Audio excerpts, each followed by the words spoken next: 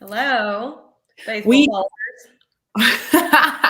we are live. So right before we got started today, I was talking to Jacqueline about this tweet that I saw earlier today, this morning. It was like at literally almost 9 o'clock this morning. And it was a tweet from Dallas Clifford. He's the president of the Utah Tech Stampede student section. So he's at Utah Tech. Anyway, so which is Dixie State, by the way, if those out there that aren't. Yeah, so Dixie State is obviously transitioning to Utah Tech. Okay, anyway, so this is what he said this morning. He goes, whack fans, parentheses, on Twitter, observations. So these are the observation, I'm assuming, from his point of view, right? Yeah.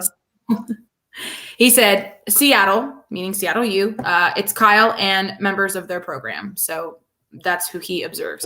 New Mexico State. This one cracks me up. And it's New Mexico State. Like, I know it's New Mexico State. You annoying people out there. Jesus.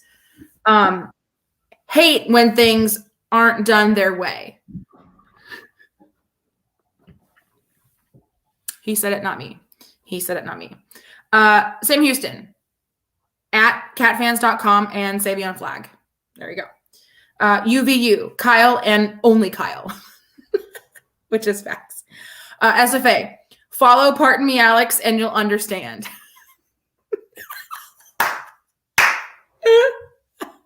If you know, you know. If you know, you know. And then he said, ACU, probably the nicest fans in the conference. I guess. Okay. Tarleton thinks they got the natty locked up. Yeah. Dixie State, Utah U. Obviously, it's me. Say what you will. That was him. And then GCU, CBU, Chicago State, UTRGV, and Lamar haven't made it to my feed yet. And then he said, it's all love. We've got a great community building for our conference. It was for sure. It was just a really good tweet this morning. I was like going to work this morning and I saw that and I was like, this is a great tweet. Great. Yeah, I like it. Great tweet. And how about the ladies last night? Came back and had a blowout. Literally. So good. So, God, they're just so good. That second half from them was just wild.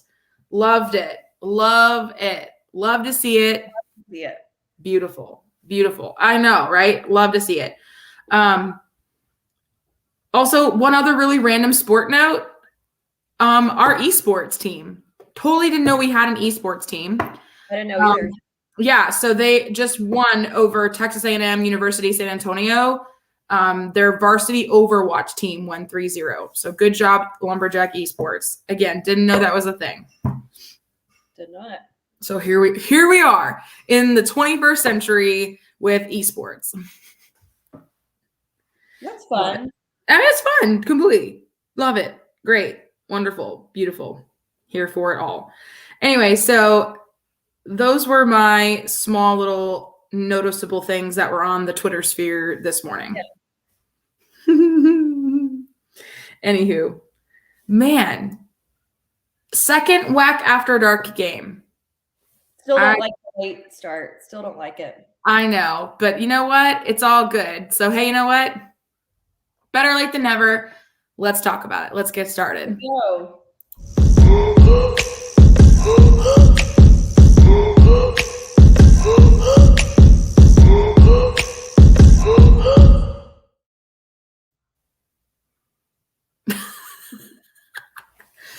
Oh, man. Yeah, and you know what?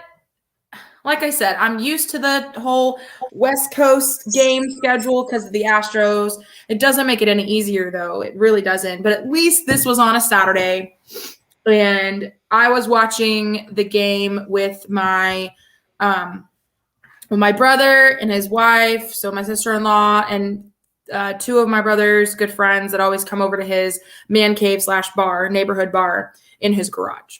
I'm still waiting for the day that I get to attend something at the man cave.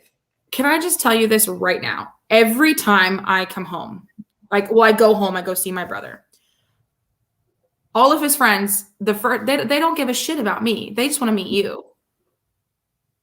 And I'm just like, first of all of you could be her older brother / dad. So I'm going to need y'all to calm the frick down, or she isn't coming within 100 feet of this fucking garage. Funny. Every time. It cracks me up. I'm like, I need you guys to just pump the brakes here. Oh, no, I know how it is. My brother hated it in high school and college when his friends tried to hang out with me. Did not like that at all. Yeah. And I'm not concerned about you because obviously you can hold your own. I literally told all of them, I was like, listen, fellas, if you think that when she comes to visit that you're just going to like walk all over, you just got another thing coming because she can hold her own. Like she's going to serve it right back to you, just so you know. Anyway. Yeah, no, they all, every time I go see my brother, they're like, where's Jacqueline? Pardon me. Where's Jacqueline? I'm like, please all to stop. They're really funny though. They're a funny group of guys. They're ridiculous. But yeah, Man Cave / Mike's Bar. It's the most hopping spot in Trace Creek. Yeah, we're gonna have to make it happen sometime. For sure. So Same page. So yeah, absolutely. So yeah, so Jack's After Dark is rough. It's obviously not going to change because we're in the WAC now and we have all these West Coast teams, and so it's not going to get any different. It's not going to get any easier. So I guess we're just going to have to, this is where we are. Carry on. I know we wanted to be in, we wanted to move up and play some big boy basketball. Here we are playing big boy basketball. And what a game this was. What a game this was. It was a nail biter from start to finish, I feel like, because and we'll go over the stats obviously in a second, but it was, holy moly, the score changed, the lead changed 9 times, back and forth, especially towards the end there. It was just getting nerve-wracking. So yeah, let's talk about their background and history though. So go ahead. All right. California Baptist, which we've been, I think, corrected on or whatever. They've made a correction on Twitter saying, do not call them Cal Baptist. It's either California Baptist or what? Or something CBU? else. Yeah. Okay. So not Cal Baptist. If we have ever said that, we apologize. Here's the thing. I don't think we've ever said that. I don't think so either, but we'll make it known now because we know we hate it when people get our name wrong. Got more of those coming, but anyway. All right. So California Baptist University, California Baptist, CBU, is a private Christian university in Riverside, California. It was founded in 1950 as California Baptist College. It's affiliated with the California Southern Baptist Convention. We have never played California before, and they were 2-5 in WAC play going into the game. And boy, they didn't play like it. They played like they were on, like they played like this was the last game, like their asses were on fire or so, you know what I mean? Something. They were playing us hard. They came hard. Yeah. So we had our normal lineup, same as last game. Gavin, David, Calvin, Trell, and Nigel. We did win 81-77. Their attendance was 4,311. What was it? 4,311. 4,000? What it said. Wow. I guess it just didn't. Maybe just the angle of the camera just didn't look like that. It looked full, but I didn't. I guess to me look that full. Yeah. Okay, sure. Why not? Why? Why not? Why not? Right. So yeah, it was a decent game. We needed that win so badly. I really think that hopefully, again, fingers crossed that momentum is going to be, coming home with them, and we'll be there on Thursday night. Hopefully. We shall see. But yeah, going into WAC standings currently. Oh wait, hold on. I was doing some research before the game, or before the podcast, so my screen's messed up. Okay, here we go. So currently, the WAC standings haven't changed too terribly much, but the one team that's been consistently at the top has been Seattle U. They're good. They're good. They have probably their two biggest competitions or two biggest competitions coming up this coming week. They're playing GCU and New Mexico State this week, so we'll see how it goes after those games are over. Their 8-0 start in conference may get shattered this coming weekend, Thursday and Saturday. But yeah, so they're still at the top at 8-0 with a 9-game win streak. New Mexico State is second at 6-1. Sam Houston at 8-2. Utah Valley 5-3. Grand Canyon 4-3. Then you have us at 5-4. Grand Canyon still has only played 19 games. Obviously, they had a couple games canceled. They're the only team in the conference that has not played 20 games at least. Everyone else has played at least 20 or more games. So it's very interesting that they're multiple games behind. So just something to think about. I don't know if that's going to be factored and or considered into the into the tournament in any way. I don't know. I have no idea. But anyway, then you have Abilene Christian at 5-5. Then you have Dixie State 4-4. Tarleton at 5-5 as well. Not 100% sure why they aren't above Dixie State. The only reason is because Dixie State has one more overall. That's why they're ahead. Okay, Tarleton. Tarleton is 5-5. California Baptist 2-6, same as Chicago State 2-6. UT Rio Grande 1-8, and Lamar at 0-8. And there was a reason why Kyle at Wax Boots. What am I, from Canada?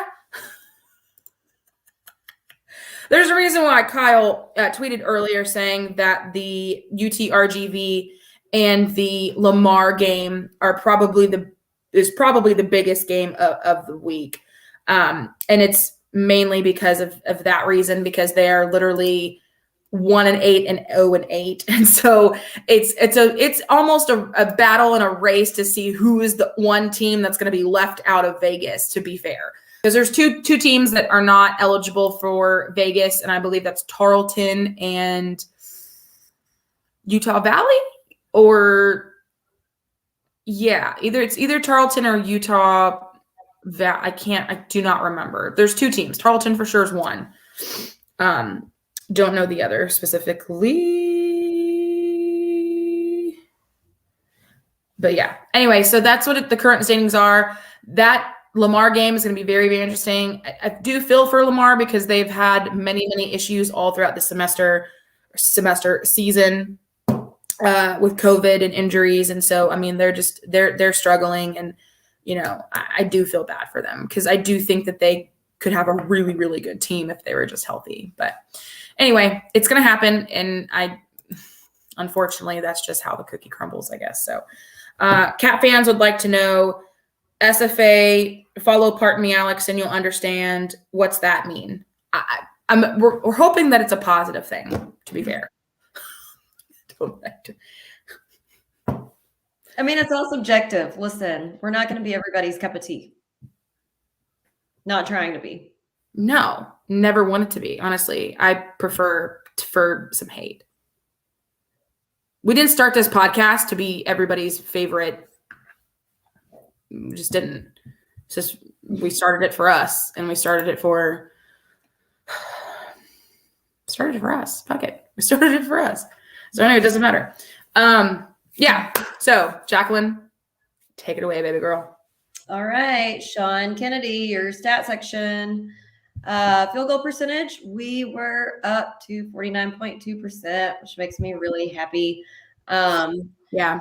Our 3-point percentage is 28.6. Our free throws were 82.6. Yeah. I really wanted to go back and see if that was our highest of the season. I'm sure it is. I'm positive it is. Yeah, I'm sure it is. I had already went back and looked at all of our season all of our games throughout the season for another stat, and I should have just looked at both, but I didn't. But yeah, I'm sure it is too. Yeah, I'm positive it is. And I do want to take a moment to give a few shout outs on individual free throws on this game that attributed to that. Because first of all, we know Gavin has struggled with free throws some in the past. 9 for 9. Yeah. Let's see. David was 1 of 1. Nigel was 3 of 4. Trell was 2 for 2. Jalen was 1 for 2. Nana was 2 for 2. Diego was 1 of 2. So yeah, Gavin was. Oh, and that's part of my piece of strength, so I'll hold on to that. But yeah. See, where was I? Points in the paint, 56. Holy balls. I think that's the highest of this season. Well, pause on that. I looked it up. Okay. Yeah. Are you ready to tell? Oh, I can say it now. Yeah. So I looked it up, and out of all the games we played this season, technically it's the second highest. Our first highest was against Wiley College, and we scored 62 points in the paint. But that's not a D1 school. So technically that is our highest. If you want to count D1 schools, our second highest is 54 versus Buffalo. Okay. Yeah. What was our highest free throw percentage? Did you look at that or? I didn't. That's what I was saying. Like, I wished when I was looking up every single game back for that I would have looked at free throws, but I didn't. And I wasn't about to go through all the dang stats again. So I was like, we'll just have to assume that it's the highest. I'm sure it is. Points off turnovers, we had 22. Second chance points, 10. Fast break points, 18. Much better. Way better. 15. Total rebounds, we had 35, which we out-rebounded them by 6. We had 15 offensive and 20 defensive. We did have 26 fouls, which was a little bit up, and it was 5 more than them. We had 17 turnovers, a little higher than I like, but exact same number of turnovers they had. I was going to say we were neck and neck. Yeah. 12 steals. That's one of our highest of the season, I'm pretty sure. 4 blocks.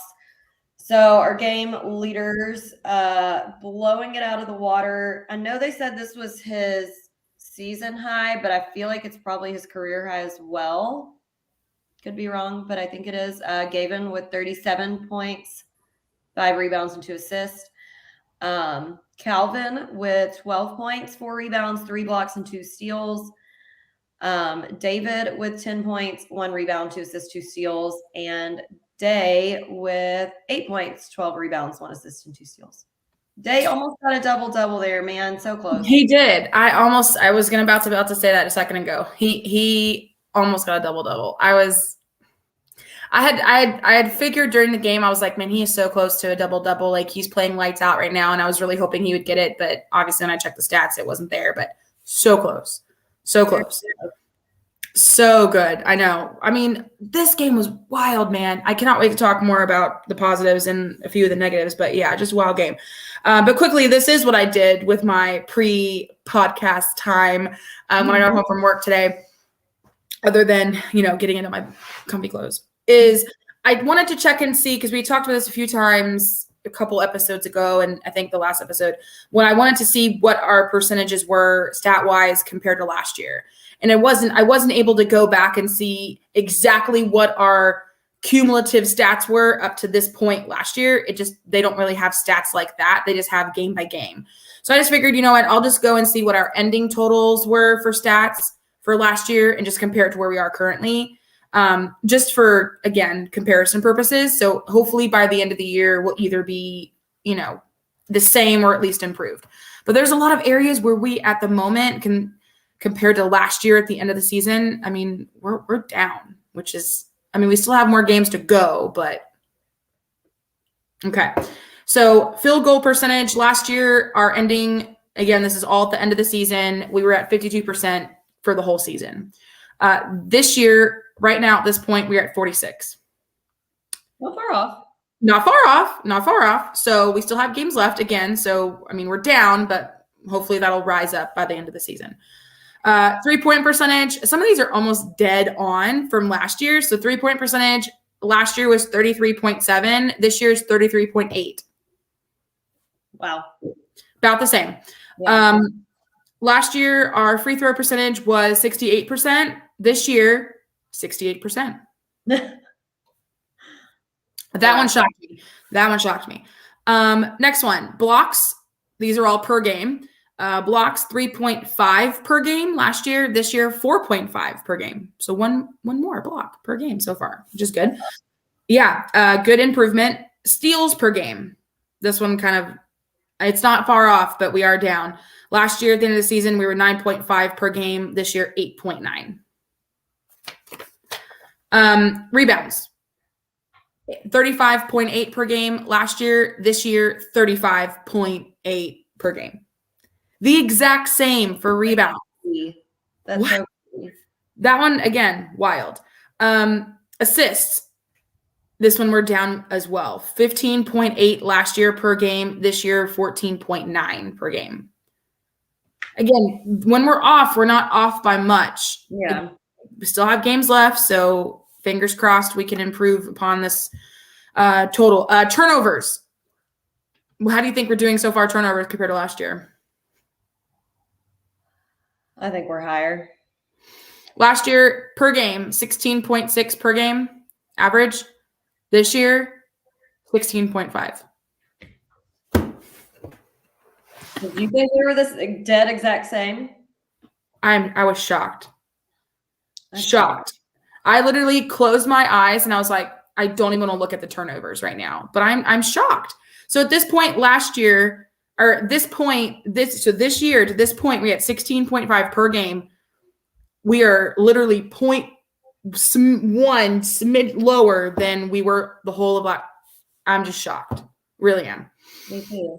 And then the last stat that was on there was attendance. So last year we had 11 home games and our average attendance was 990. This year, so far through 11 games, which was ironic that was the number, 1,792. So we're up, obviously, because last year was COVID year, so which is nice, right? Mm-hmm. So yeah, so there we are. And again, that was from the end of the season last year versus where we are currently today.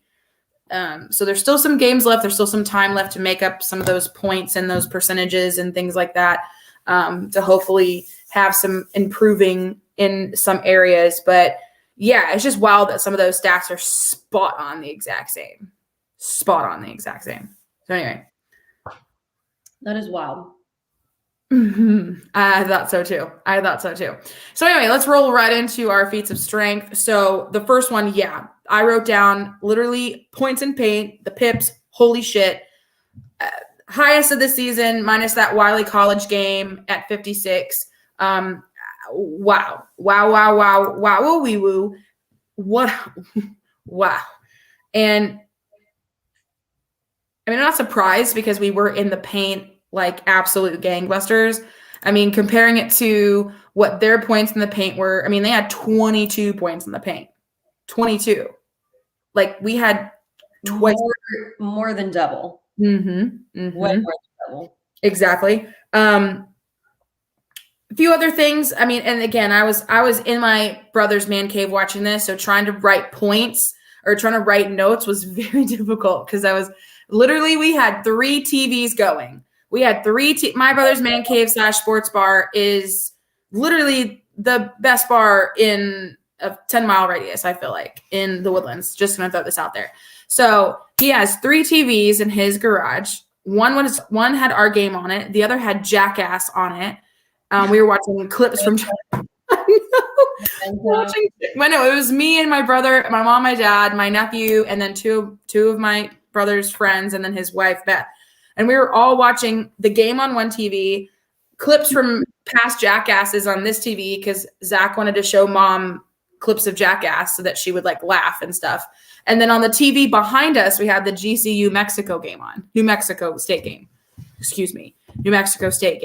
And so we had 3 TVs rolling. So it was kind of all over the place. But anyway, so G was all over the place, especially in the paint. I mean, in a good way. I mean, he had layups. And that is what we need from him every game. That is what we need. And I feel like up until this game, like he's had a few games where he's had, obviously high point, but this has been the first game this season to me that he really, really, really put the team on his back and showed out. Yeah. And you do that every game. That's all we ask for. Asking for much. It's not much. It's really not. And he was getting absolutely manhandled down there in that paint, and he was still getting him in, which again, why can't we do that every time? JJP for 3, big 3, big 3. Big game Dave with a 3. Boy. I would like to note that on one of my comments on my notes, and earmuffs for any children listening, I literally wrote big dick moves. Let's go up by 6. Because we were making some big dick moves. Like let's go. I mean, again, it was such a close game up until that point when I wrote that note. And I was like, man, we're up by 6. Yes. It's a sad day when you're excited. Calvin, big slam. Calvin, I love him. That is your boy. I will let you talk about Calvin more if you want. Yeah, and another one of my notes was what we mentioned earlier about G with the free throws, just drastically improving on his free throws. I mean, if anything, that is the story. That is his story of this year, is his free throws have just drastically improved. I don't know what happened. At the beginning of the season, they were looking rough. I don't know what clicked between then and now. I don't know what it was, but he has been just really, really good on his free throw percentage. Found his mojo on the free throws. Something. And I'm happy. Continue that, please, because again, free throws, they're free. You got to get them. Those could be the absolute critical thing from a win or a loss are those free throws. And we've talked about that multiple times. If you look at the score, we're down by 8. Well, how many free throws did we miss? Probably more than 8. You know what I mean? On whatever game you want to talk about. Yeah. Well, and especially for him, it's so important because we've talked about it a million times. No, hardly any of the big men in our conference can really guard him, and they're going to foul him. So I feel like him making that 9 free throws is what really pushed him over the hump to be high point in that glorious of a fashion, because there's so many times that if he just takes it straight to the bucket and gets fouled, that's just easy money. If if he can shoot 100% free throws like he did the other night, we're not going to expect him to shoot every night, but it was amazing. No, exactly. Oh my God, exactly. Literally, if he could just go up every time, and because you're so right, he is one of the biggest guys, if not one of the big, like girth wise, width wise, maybe not height wise, but he is a big dude and one of the biggest in the conference. Nobody can block him and guard him if he does that all the time, And I'm hoping he's realizing this as we're going through the season, and he's going to take more advantage of this, because that's all he needs to do. Because you're right, literally no one can. So anytime he goes up with the ball and not this double, triple clutch BS and just goes up with it, he did a sick reverse as well during the game. Sick reverse layup. Like if we just did that, if he just did that all the time, he's going to get fouled. Obviously. I mean, he was fouled multiple times during this game. Just do that. Just do that every time. Just do it every time. Again, not much to ask. A few other positives are that we held them to 8 second chance points compared to our 10. Not a huge difference, but only got 8 second chance points. They had 29 rebounds to our 35, so we definitely stuffed them better down there in the paint. And we also forced 7. Again, they had 17 turnovers, and so did we. But again, anytime we can force double-digit turnovers is a good night.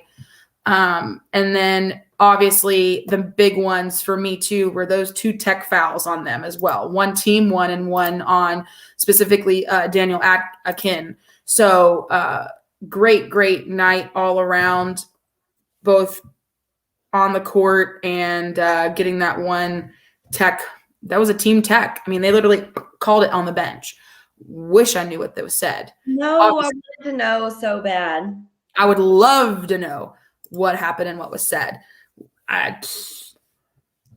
Dennis, Gavin rocked. Certainly was his night. It really was. It was his night. It was his night, Dennis. Of the night. For sure. Let me check and see if there was anything else I wanted to mention.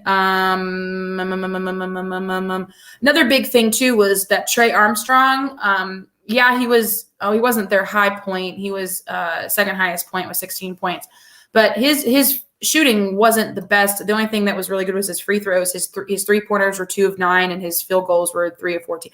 So not the best. Not the best shooting night for Trey Armstrong there, one of the starters. And then the other starter that had double digits. I mean, literally majority of the bench points came from Chance Hunter. He had 18 points total. So, yeah. So the score was tied 9 times. I'm sorry, I read that wrong earlier. So the lead changed 15 times. I knew that the 9 seemed too much. Yeah, I was going to say it seemed Yeah. So the score was tied 9 times and the lead changed 15 times. This is, again, how we know this game was a wild game. Wild game. I mean, nervous is anxiety driven to say the least. So yeah, anyway, so those are my goods. Those are the good goods. Okay. So my very first one has nothing to do with the game itself, but I was interested that I saw the referees all had, because at first I thought it was just one of them, but then I realized they all had on pink whistles. Oh, I didn't notice that. I don't really know why. I don't know what the reason Coaches is. versus cancer. But usually just for cancer, they don't do pink. Usually pink is for Breast Cancer Awareness Month, which is October. So I don't.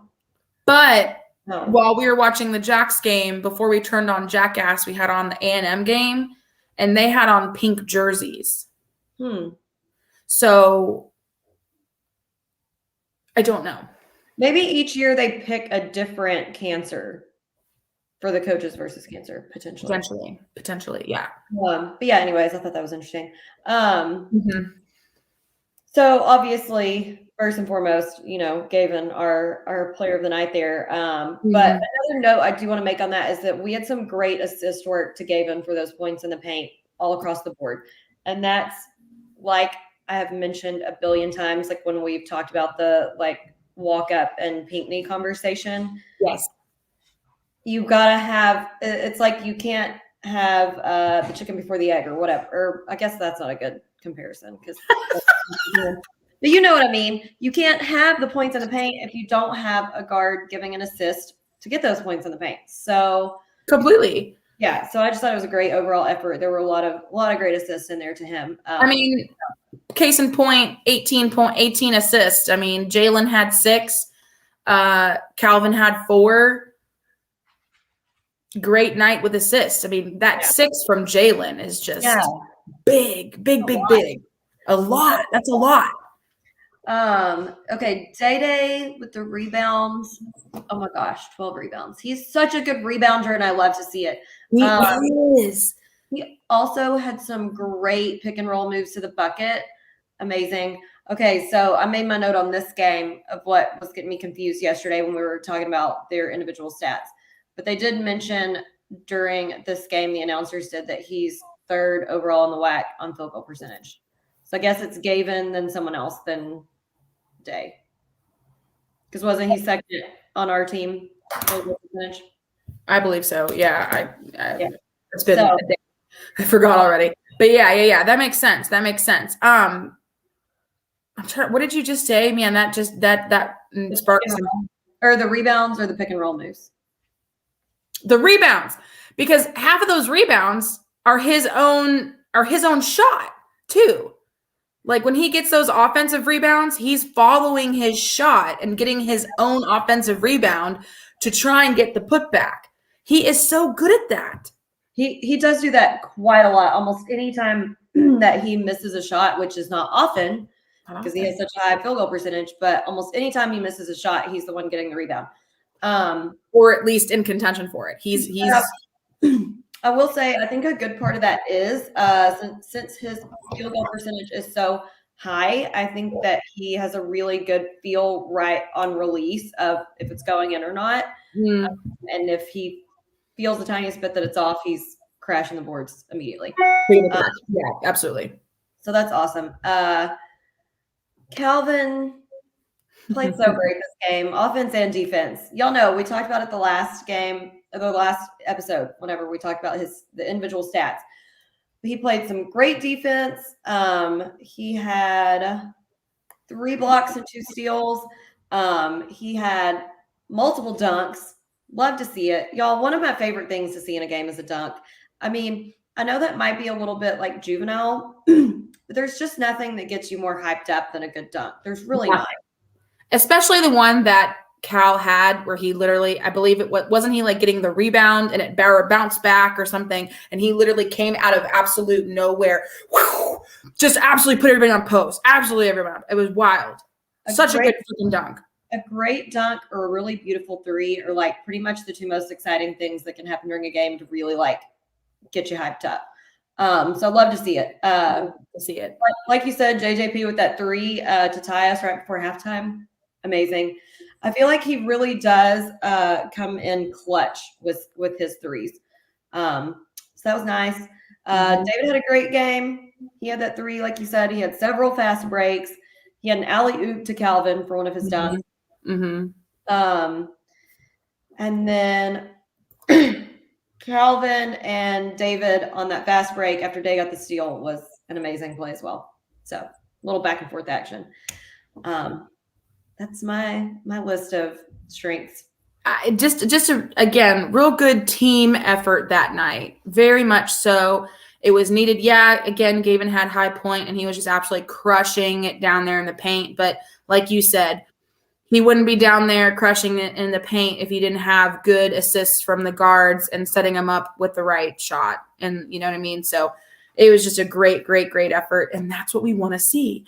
That's what we're capable of. We can absolutely dominate.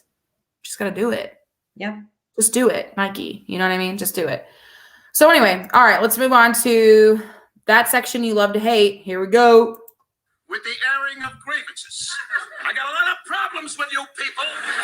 Now you're going to hear about it. You. So anyway, Can we talk about the announcers first? Oh, 100%. Yeah, no. Everyone, can I just mention this really dirty innuendo from Dennis? Dennis said everyone pulled that one out. And I know that's not what you meant it to sound like, Dennis, but damn it, you just set me right up for a great joke. That is what she said. Yeah. Thanks, Dennis. Appreciate it, Dan. Yeah, yep. I mean, the first thing I have to say, and I alluded to this joke in the last episode, and Alex knew where I was going, but I didn't use it up yet. Mm-hmm. But you know what? I have heard a few announcers thus far this season pronounce his last name this way. It just wasn't as obvious as it was during this game. Dennis, anything for you guys? We appreciate it. Love you, Dennis, man.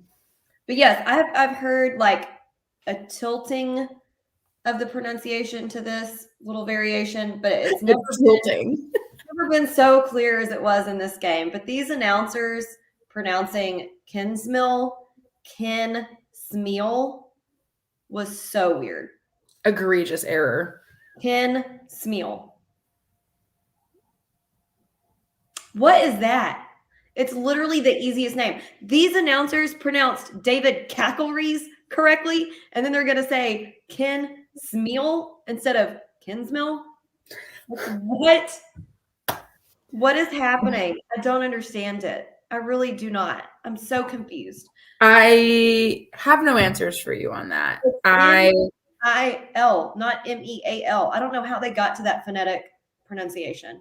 I don't know either. And I'm going to tell you right now, I didn't hear that because I had the announcers on literally almost mute. I did. We didn't have it turned up in my brother's garage. I said, Mike, turn this shit down. I don't want to hear it. You literally have to go back and listen to it. I promise you. They even pause in the middle. Ken Smeal. That is exactly how they said it. Oh, I believe you because people were tweeting about it all night. It was I mean, so weird. Everybody heard it and everybody was all ticked off. They're like, how? Yet again, zero preparation time. But it's like, this is. But how do you say cackleries right? And then say cackleries, and you got Nana Antui Boisiaco rolling right off the tongue, and then you're gonna say Ken Smeal? Like what? They got Nana's name right too. I just don't understand it. Like, how do you bust that one out and then you say Ken Smeal? Well, that's shocking. That's shocking that they literally spit out Nana's last name spot on and then completely butchered Gavin's. Did they call him Gavin or did they call him Gavin? I'm pretty sure they said Gavin. I don't get it. I think the Seattle game, maybe they said Gavin instead of Gavin. But I'm not surprised about that either, to be honest with you. So yeah. So big oof from the announcers. Big oof. So the beginning of the game had me kind of worried because right off the bat, 2 big shots right off the start from CBU. I said the same exact thing, an immediate 3 and then an outside shot. And I'm like, here we freaking go. Mm-hmm. Literally, that was the first thing I wrote down. I wrote, ooh, we got the tip. But then I wrote, Jesus Christ, 2 big shots right off the start from CBU. I literally was like, oh no. Yeah. Horrible. Oh, I hate that because momentum just boom out the door. We get the tip and then just lose momentum immediately because we're letting them, A, we didn't make the basket first, and then B, making them make 2 big shots. Boom, boom. Anyway, I mean, and then in the beginning of the game as well, too, I was, again, shocked that we at least tied it up and came back within the first half and went into the half tied. Because we were just shooting up. Yeah. So snap threes again. At the beginning, I don't remember at what minute mark, but maybe like halfway through the first half, I'm shook that we ended up with a 49% field goal percentage because at the beginning of the game, we were shooting 20%. Bricks. And I was just like, Jacks. Here we go again. Literally, I'm like, is there anybody? And I'm not saying it was necessarily it was just like, can anything go in this basket? Like, are we just immune to a net? I don't know. Oh my God. Yeah, Dennis. He goes, I'm still watching. The most of you voted. You are the most voted fan, Dennis. You are. We're excited to see you again this weekend, buddy, for our ambassador assembly. Round 2 on tailgate. Can't wait. We're gonna freeze to death, but that's okay. Probably so. Please bring your long johns. Jacqueline, please bring your warmest coat. I'm gonna bring my scarf and everything this time. I'm gonna be ready. Okay, good. Also, what was with the lighting at GCU or at CBU? Sorry, excuse me, CBU. What? I don't guess I noticed anything weird with it. So on our TV, I mean, I don't think it was our TV either because I think Matt and maybe a few other people said similar things, but the lighting just looked like it was so dark. You know how we used to turn off all the lights in the stands and just like this court was lit up? That's what it almost kind of looked like. Huh. I don't know. It just weird. The lighting just looked weird to me, and I wasn't the only person that noticed it either. Gavin, very beginning of the game, like he put his shoulder down and just boom, try to run over some hose with a charge. He did. Man, I was not pleased. We love the energy, but love the aggressiveness. Yeah. But just don't put your shoulder down. Like you're putting your shoulder down like you're playing football. Babe, you're not a running back and or a nose tackle. You can't do that. Yeah, because as soon as you lower that shoulder, you just made the call for the ref. They don't even literally. They don't have to look at anything else. The guy could be moving. He could be whatever. Flopping, nothing. You know what I mean? That guy could have flopped the absolute crap out of that. But as soon as you lowered your shoulder, like you were about to lower the boom on him, come on. My next note literally says this. Man, we're clawing back in, but shit, we can't score for dick. I said dick a lot during this game, as you can see. Oh, yeah, we were having trouble. We were. I was like, man, we were getting reamed down below. Can we stop fouling?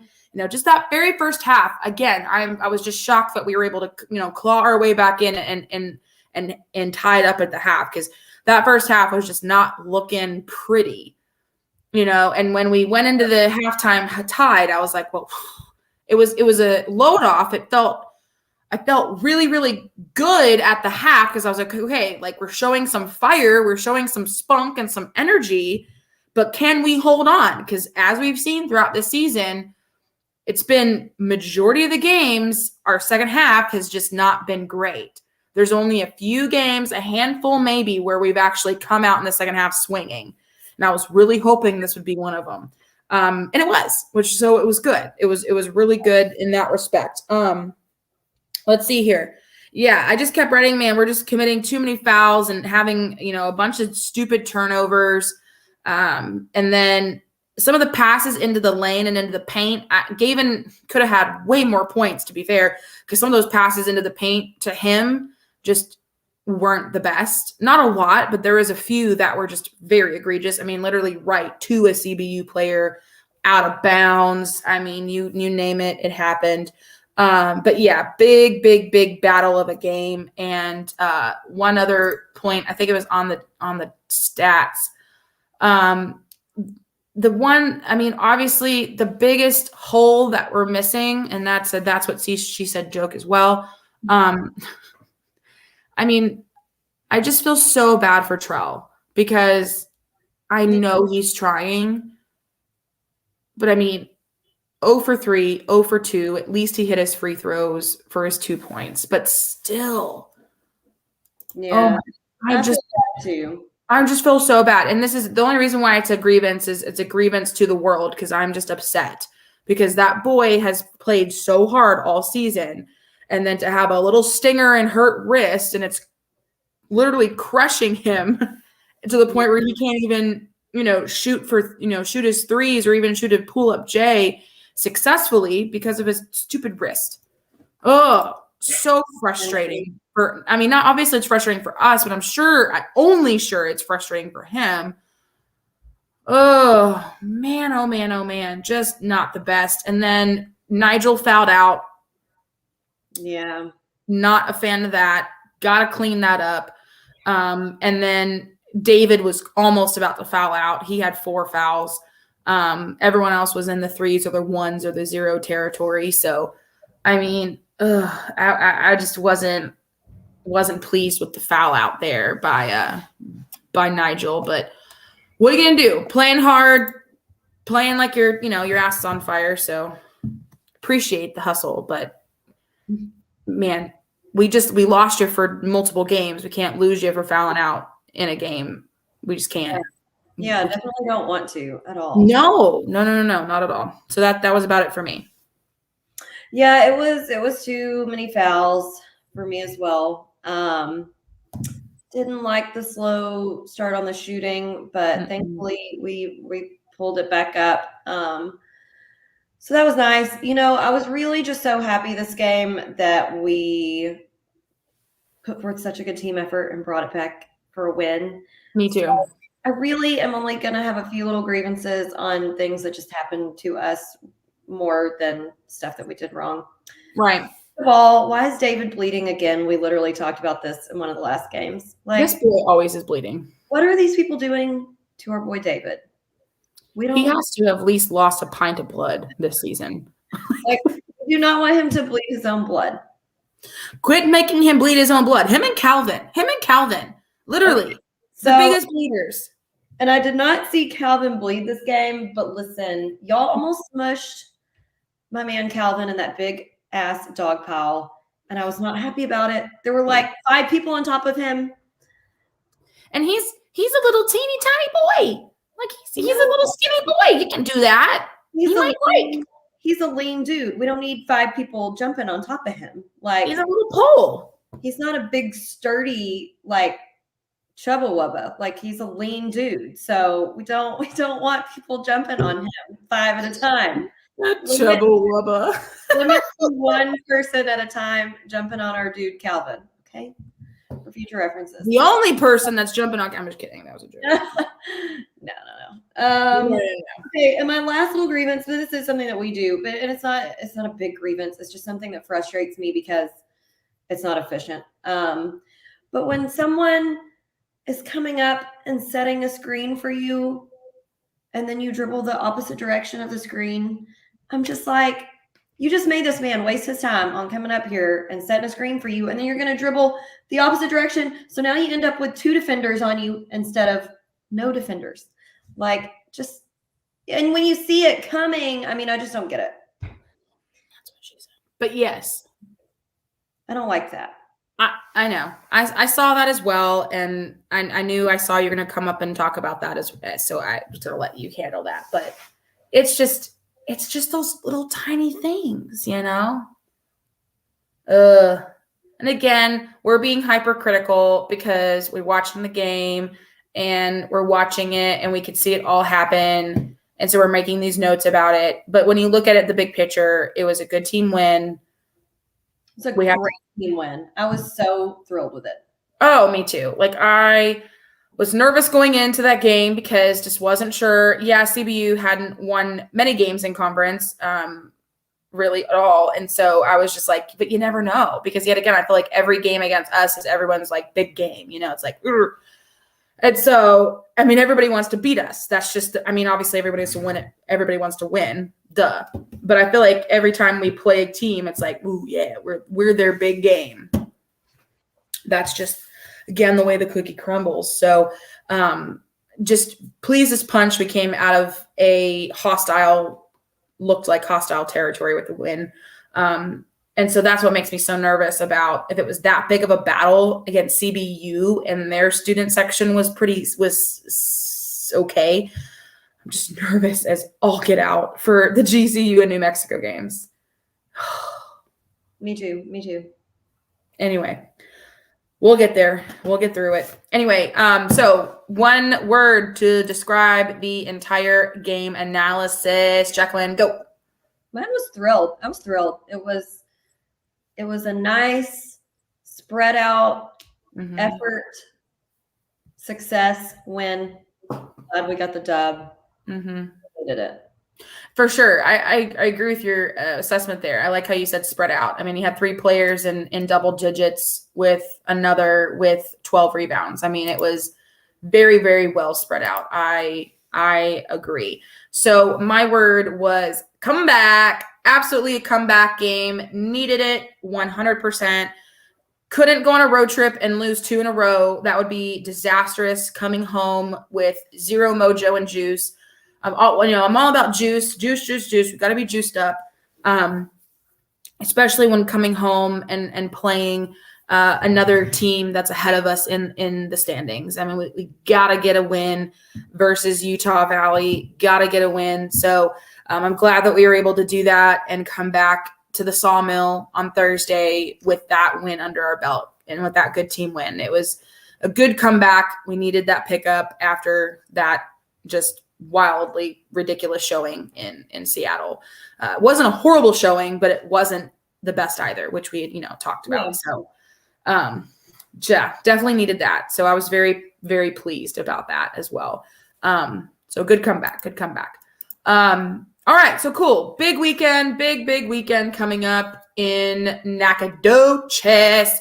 So first off, on Friday, we have Jacqueline and I have our alumni board meeting. So we'll be in town, or I'm in town. She's coming in town and be up at SFA pretty much all day on Friday. Well, and then Thursday for the game Thursday night. Oh, that's true. So you're coming in Thursday for game Thursday. Oh, you coming? Oh no, the game is during trivia.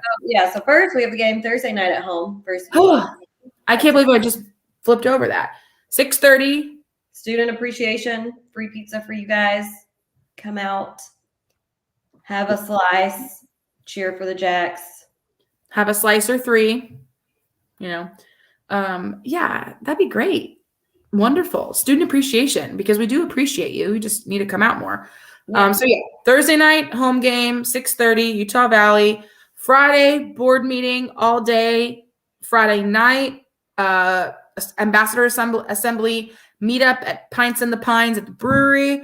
Again, big weekend. We got that going on Friday. Then we wake up pretty much most of the morning and a little bit in the towards the afternoon. We'll be at SFA again with our ambassador assembly meeting and training from about 8 whatever in the morning till noon. And then at noon, we're doing some tailgate over in the commuter lot before the game starts at 2. And who we playing? Dixie State, which will be soon Utah Tech. Correct. Wear your warm clothes. It's gonna be chilly. It will be. Which for me, I'm cool with, because after after at least 2 beers, I start, don't take this the wrong way, I start not taking clothes off, but like if I have a sweater on, you start layering down. My layers will start peeling off because I run hot. Like if anybody's cold, if Jacqueline's cold, like she'll kind of sit closer to me and be like, because she gets cold easily.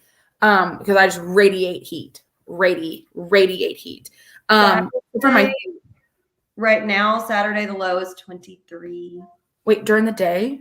And the high is 49. Oh, I was gonna say, holy shit.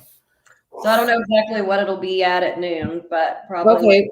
Well, hold on. I can look at that. I can check that. So Saturday, high 49, low 23. Around noon, it's gonna be in the 40s.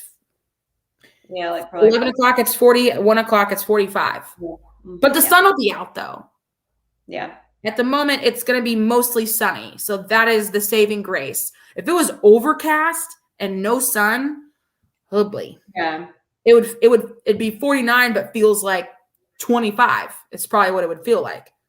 Yeah. We're going to have 2 weekend tailgates of cold tailgates. Oh boy. Yeah. But again, at least it's not raining, because those first few tailgates, we got some weather. So it's supposed to be clear and sunny. Knocking on wood. Currently knocking on all the wood because that first weekend, yeah, beautiful weather, beautiful, beautiful, beautiful. So hoping more of the same. All the rain's coming in on Thursday, so hopefully get that out of the way and be good to go for Saturday.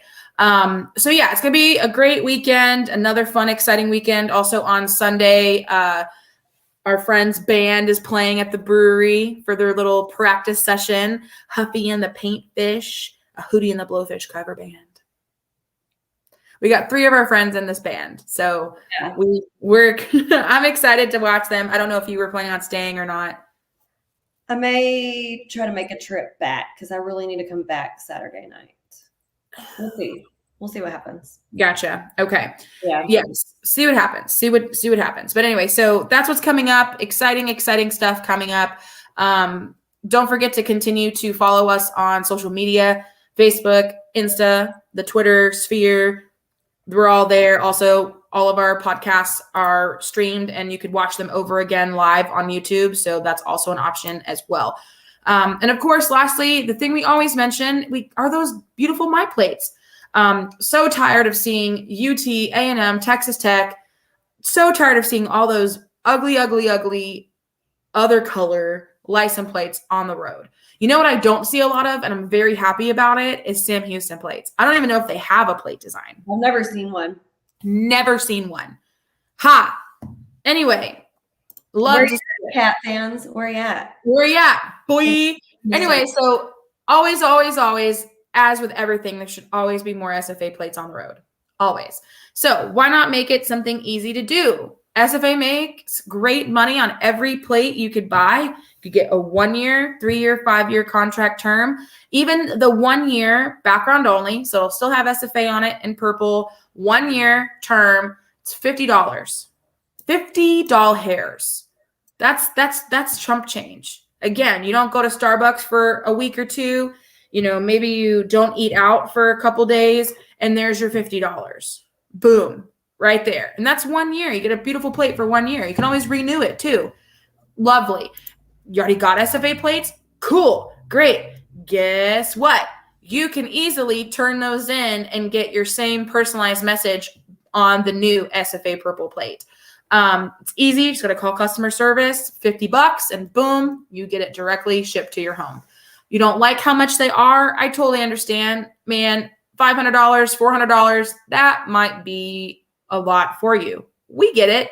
I'm broke. I'm a teacher. I don't make that much money. Totally get it. That's fine. You can do a layaway. You could do layaway over 5 months, and then once you're done paying those off, boom, get them sent to you, done.